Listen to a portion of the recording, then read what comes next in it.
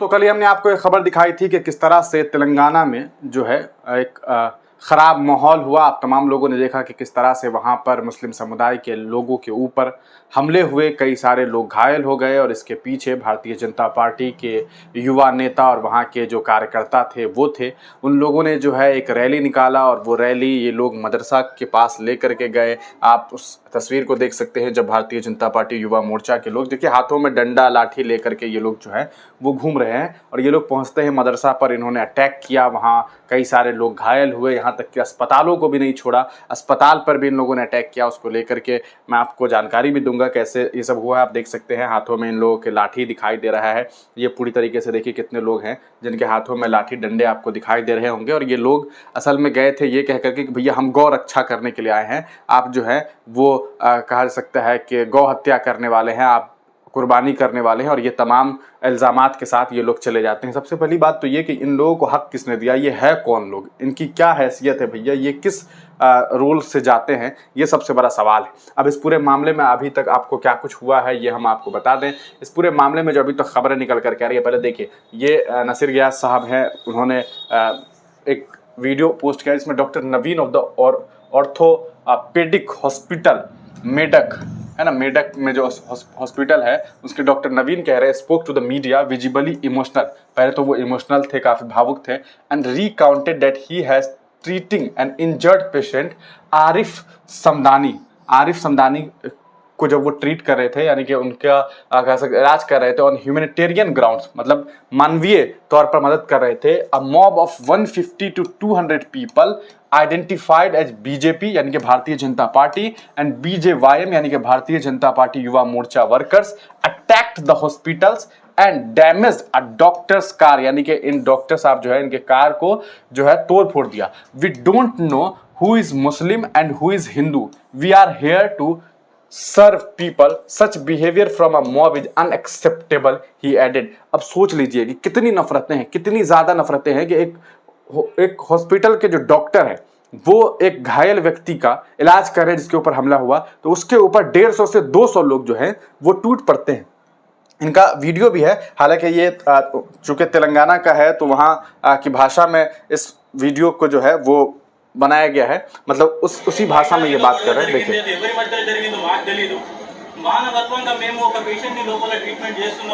मतलब ये बता रहे हैं कि जब वो इलाज कर रहे थे इस दरमियान जो है हॉस्पिटल में अटैक किया गया है, उसकी बात ये बता रहे हैं। डॉक्टर के कार को तोड़ दिया गया है, तो ये एक बड़ी बात है। देखिए इनका जो होर्डिंग्स है उस पर भी हमले कर दिए गए।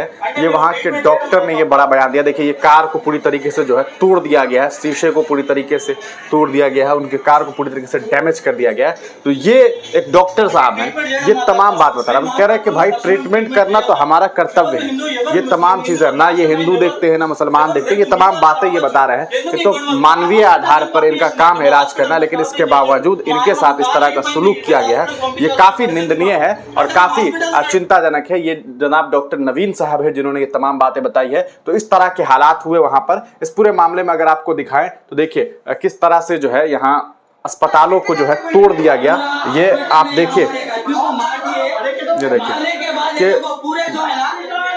ये तस्वीरें दिखाई जा रही है, ये देखिए ये जो अस्पताल के अंदर जो है ये तोड़फोड़ किया गया है भारतीय जनता पार्टी के युवा कार्यकर्ताओं के द्वारा। ये बड़ा आरोप जो है लग रहा है। हॉस्पिटल के अंदर इस तरह के हालात हुए हैं और ये आप देखेंगे कि तेलंगाना की ये तस्वीर है जहां आप देखिए ये नारेबाजी करके, ये जो आपको आदमी दिख रहे हैं ये भारतीय जनता पार्टी के हैं, डिस्ट्रिक्ट के लेवल के नेता हैं। तो ये किस तरह से नारेबाजी करते हुए एक तरह से आप देखिए हल्ला हंगामा इन लोगों ने मचा रखा हुआ। नारेबाजी करते हुए ये लोग जिस तरह का माहौल बनाने की कोशिश कर रहे थे, उस माहौल का नतीजा था कि वहाँ पर कई सारे लोग घायल हुए, कई सारे लोगों के साथ जो है बदतमीजी की गई, बदसलूकी की गई, अस्पतालों पर हमले किए गए, मदरसे पर हमला किया गया, लोगों की गाड़ियों को तोड़ी गई और ये तमाम चीज़ें इन लोगों के द्वारा की गई है। हालांकि अब ये मामला शांत हुआ है, लेकिन सबसे बड़ा सवाल जो है वो ये है कि आखिरकार ये गुंडागर्दी कहाँ से शुरू हुई। अब देखिए पिछले लगभग 9.5 साल तक जो है अगर आप बात करेंगे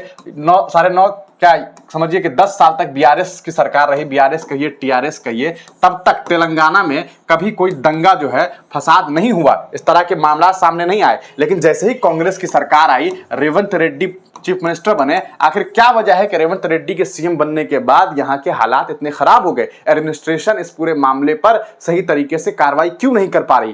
क्या वजह है कि इस तरह से ये लोग जो है गुंडई करने के लिए आए और इन्होंने गुंडई की और कई लोगों को घायल कर दिया? ये एक बड़ा सवाल है। इस पूरे मामले में आपको और भी कुछ हम बता दें कि क्या कुछ जानकारी जो है वो निकल करके आ रही है। अभी तक इस मामले में आपको मैं और भी कुछ वीडियो के फुटेज दिखाना चाहूंगा, जिससे आपको पता चलेगा। ये तो तेलंगाना में इन्हें अरेस्ट किया गया। देखिए, नसीर गियास साहब ने एक और जो जानकारी दी थी वो ये कि मेडक डिस्ट्रिक्ट बीजेपी प्रेसिडेंट, ये आदमी जो है ये बीजेपी का प्रेसिडेंट है, ये आदमी डिस्ट्रिक्ट का, जिनका नाम है गद्दम श्रीनिवास, अनाउंस्ड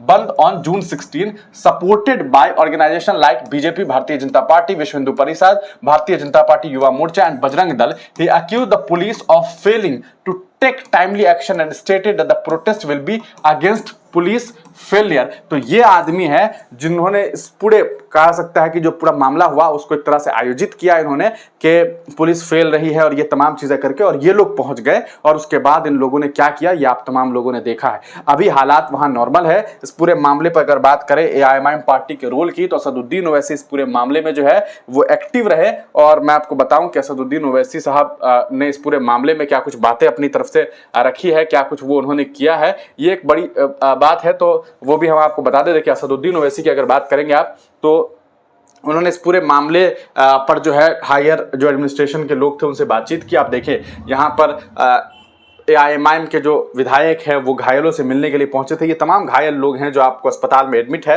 इस पूरे मामले में देखिए ये जानकारी जो दी गई कि तेलंगाना पुलिस अरेस्टेड, जी हाँ, तेलंगाना पुलिस ने जो है ये एक बड़ी खबर सामने आई कि BJP Medak district president Guddam Srinivas और BJP Medak town president M Nayam Prasad, Bharatiya Janata Party Yuva Morcha president and 7 others in regard with violence in Medak town. तो पुलिस प्रशासन ने, तेलंगाना ने आखिरकार जो है वो गिरफ्तारी की 2 लोग, पहले तो समझिए 2 प्रेसिडेंट को प्लस 7 और अदर लोगों को। इस पूरे मामले में जो है BJYM president and 7 others, Bharatiya Janata Yuva Morcha के भी प्रेसिडेंट को गिरफ्तार कर लिया गया। Police will produce them before court. The situation in Medak is peaceful. जी हाँ, तो अब मामला जो है वो पीसफुल हो गया है, शांतिपूर्ण मामला हो गया है। तो ये एक बड़ी खबर निकल करके आ रही है। The situation in Medak is peaceful and police make elaborate security arrangement for Eid. तो ये बकरीद से पहले इतना बड़ा मामला जो सामने आया है, ये एक कहीं ना कहीं कहा सकता है कि आखिर क्या वजह है कि मुसलमान मुश्किल से 2 फेस्टिवल 2 ईद मनाता है, उसमें इस तरह की घटनाएं क्यों सामने आ जाती है, क्यों इस तरह की चीजें होती है?